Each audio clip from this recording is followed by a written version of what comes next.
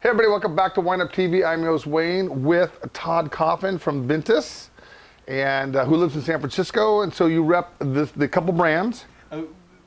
Many brands. Many brands, but he came in off the streets. He goes, dude, I've got some great wines for you. And so we're going to try these right here. We're going to do two shows, a couple of whites, and then we're going to go do the red. So be right back.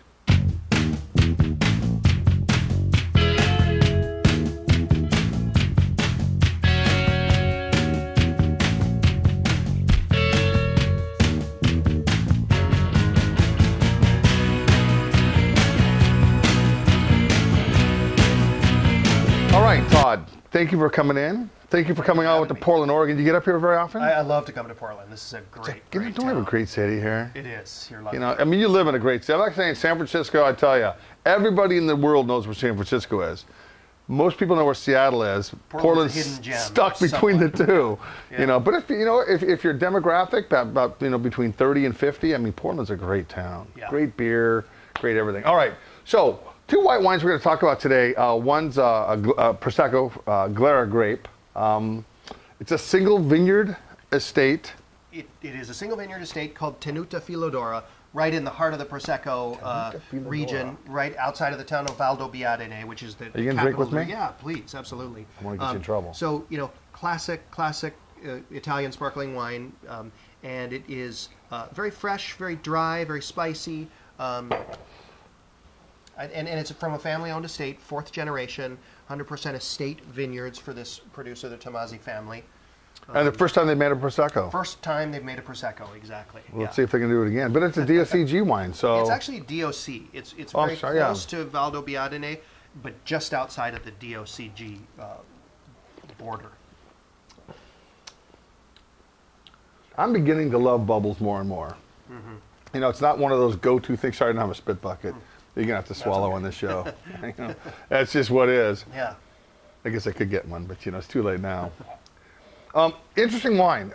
So the bottle production, this can't be found many places. No, it's brand new. It's the first time they made it, so it is quite a limited production.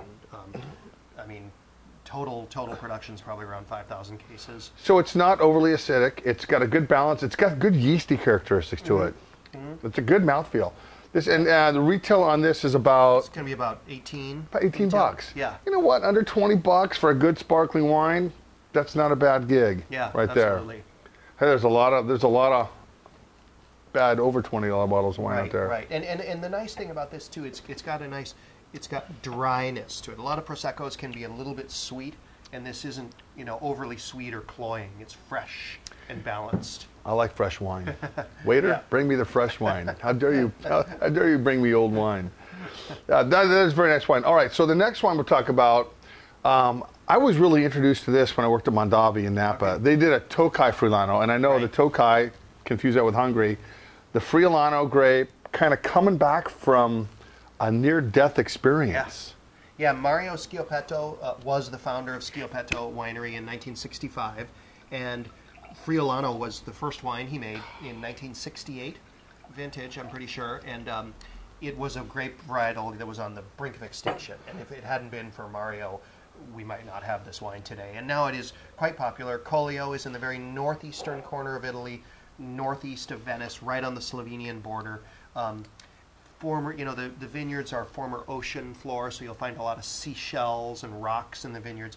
Very minerally, perfumey, fresh, complex wine. I mean, just a brilliantly versatile. It is. It's got a great nose on it. Yeah, and there's no oak at all. It's fermented and aged entirely in tank, but it spends a good year plus in tank on the lees before bottling. So it gets some richness and complexity from the lees.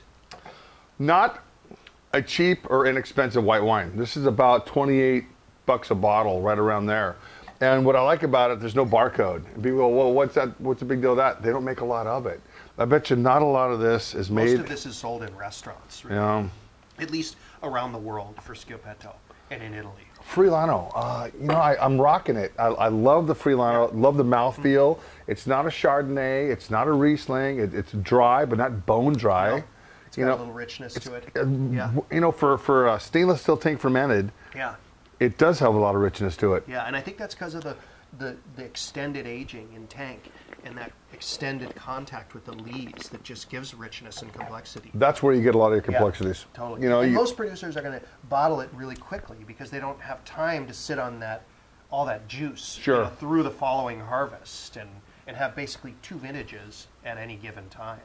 And this is a nice 2010 cooler vintage over in Italy. Yeah, definitely. 9 was a riper vintage. You know, 10 was cooler. It seems like 7, 9, 11 are riper than 8, 10, and 12. Yeah, I think that's the case. I don't know. And just here in Oregon, it's just like the opposite. 8, 10, and 12 are great, whereas 7, 9, and 11, they had their challenges. Right. You know, weather-wise. Yeah, right. Yeah, rain, heat, whatever. Yeah, but this have that really nice, rich feel to it. Really nice, rich mouthfeel. But clean and with a nice little minerally cut to it. Yep. Excellent. All right, guys, when we come back, we're going to do some of the red wines. See you in a second.